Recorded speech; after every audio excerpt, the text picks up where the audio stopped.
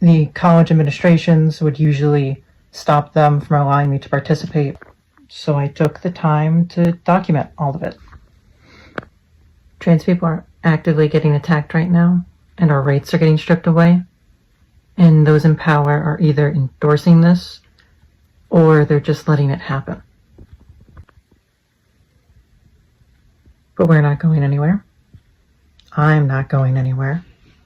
And I'm sure come this January, you'll see me again competing on the track. Hi guys, welcome back to the channel.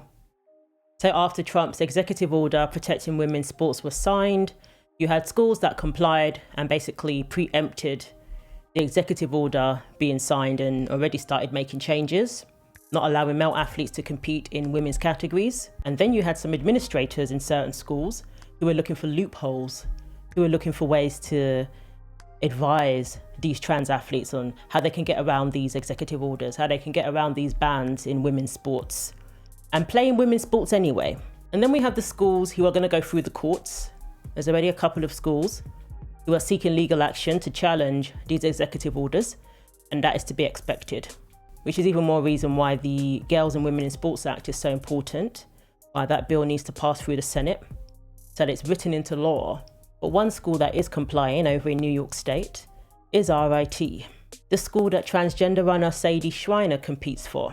Remember, this person has 2 All-Americans, and we thought Sadie was going to end up with a 3rd All-American title, but that's not going to happen now because this school has officially banned transgender athletes from competing in women's sports, in women's track and field. So Sadie's out. Sadie's not allowed to compete in the women's division anymore.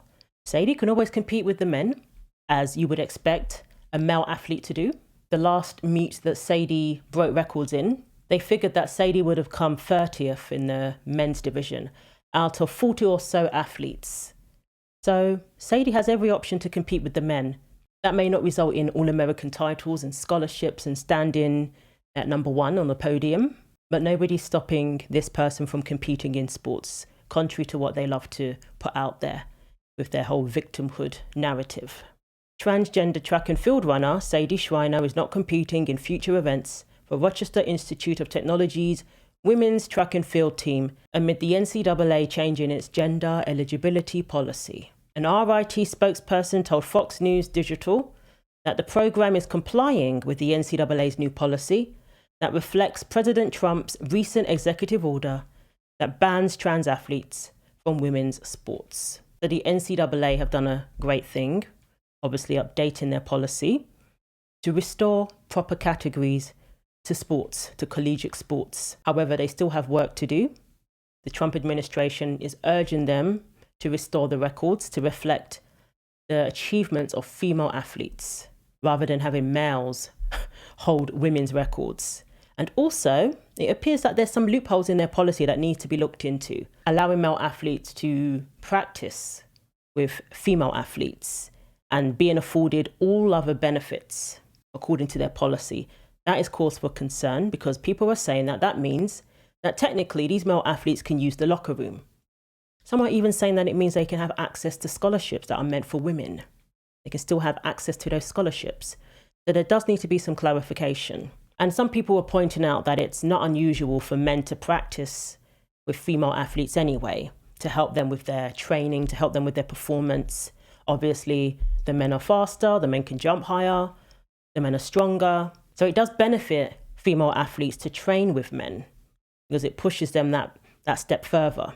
So that's wishful thinking, that maybe that's what they're referring to. But it appears that it's pointing out that trans athletes specifically can train with women. So what does that mean for the locker room situation?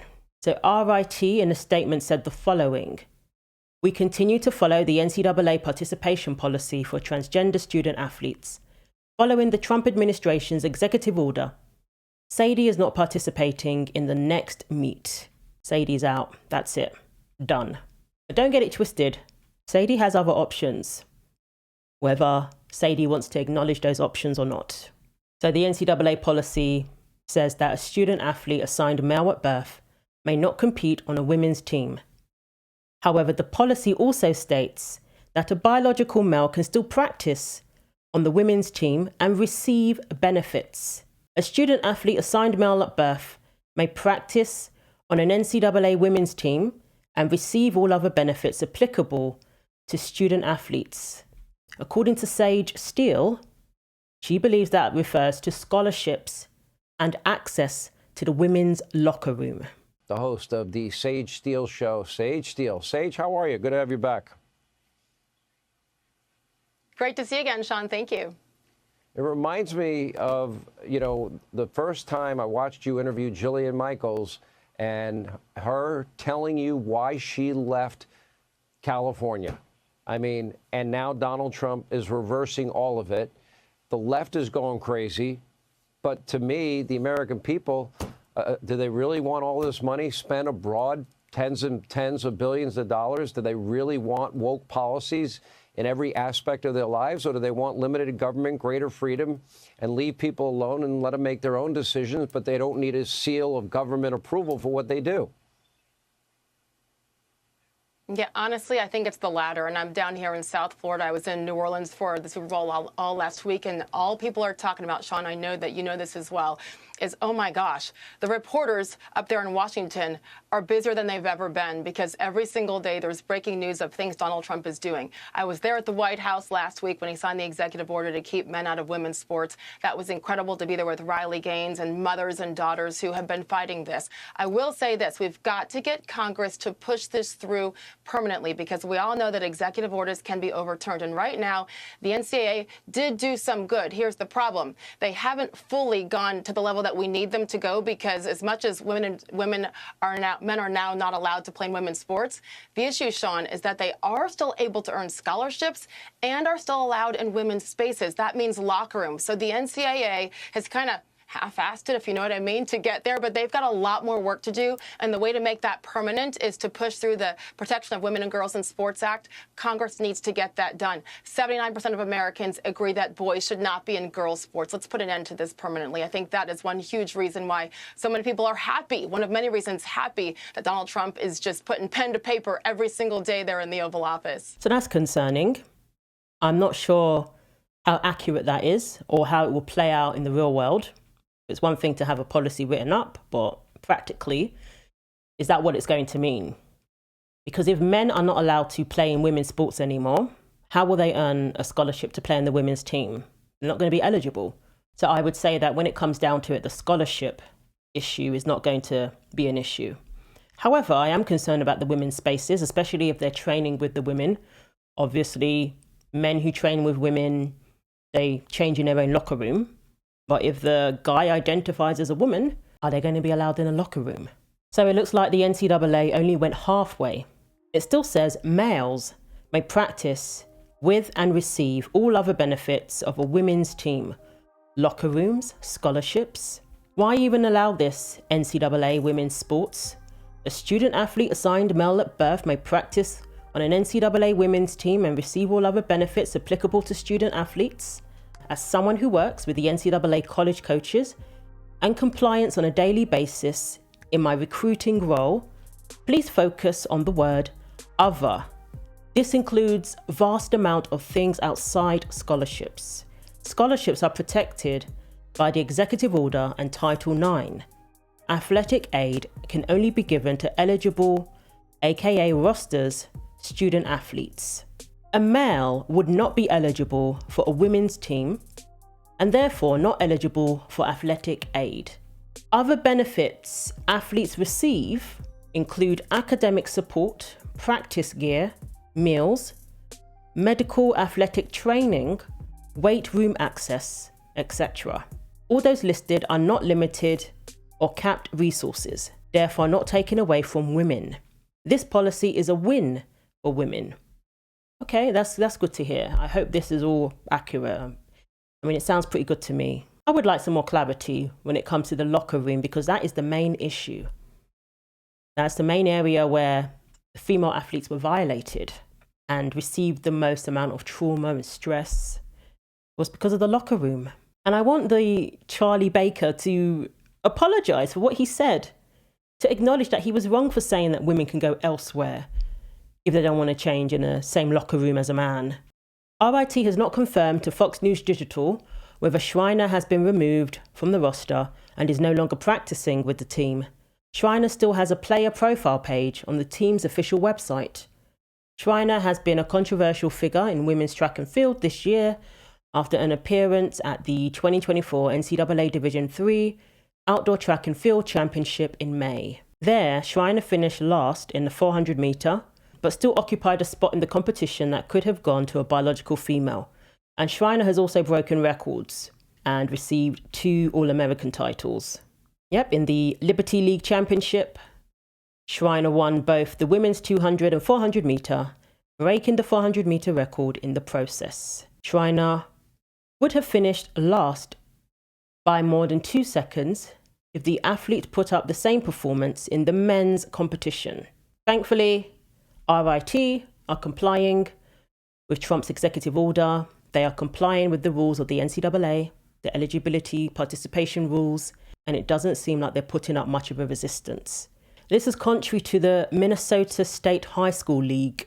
Last week, the MSHSL said it will continue to follow state law, which protects Minnesotians from being discriminated against based on their gender identity. Julie, the league oversees athletic programs for more than 500 Minnesota schools, from private to public, charter, even online schools. And tonight the group says they will fully cooperate with the federal investigation. President Donald Trump's recent executive orders Ready? We'll do a good job. Wait, let me press that. prohibits transgender women and girls from playing on female sports teams. The administration says it will take money away from programs that, quote, deprive women and girls of fair athletic opportunities. We will defend the proud tradition of female athletes. Tonight, the U.S. Department of Education says it's investigating the Minnesota State High School League, claiming the organization plans to violate Title IX after the league said it's seeking guidance from the state on how to move forward. The league says Trump's executive order conflicts with state law, which allows transgender student participation based on the Minnesota Human Rights Act. Do you believe it would be a violation of that act? I am not a lawyer. I can't speak to that. All I know is common sense Minnesotans want fairness in sports for girls. In a letter to the league's director, Representative Peggy Scott and other Republican lawmakers urged the organization to comply with Trump's executive order. They need to fight for fairness in sports, and this is one way they can do it. Inclusion of trans people is not a barrier to cisgender people participating in sports. Representative Lee Finke, a Democrat and the first openly transgender person to serve in the Minnesota legislature, says the executive order is meant to create an environment of fear for transgender people. We have laws in Minnesota that protect trans people, and we will continue to enforce those laws until such time as they are actually no longer the law of the land, and that is not today. So you don't want to discriminate against people based on gender identity, which isn't real, but you're willing to discriminate against women on the basis of sex. Makes sense. You're willing to disenfranchise women from their own sports by forcing them to compete against male athletes, just so these male athletes can get their own way, when they have other options that allow them to compete in sports that doesn't infringe upon the safety and fairness of women's sports. So organizations that are refusing to comply with this executive order, they will be investigated by the federal government. The Department of Education under Trump are looking into all of these schools that are refusing to comply, that are still trying to sneak in male athletes into the women's categories. They will be investigated, and chances are they will lose their federal funding. But thankfully, RIT are doing the right thing, and the likes of Sadie Schreiner in the women's division will be no more. So let me know what you think. Thanks for watching. Like, comment, and subscribe. Take care of yourselves, and God willing, I will see you in the next video.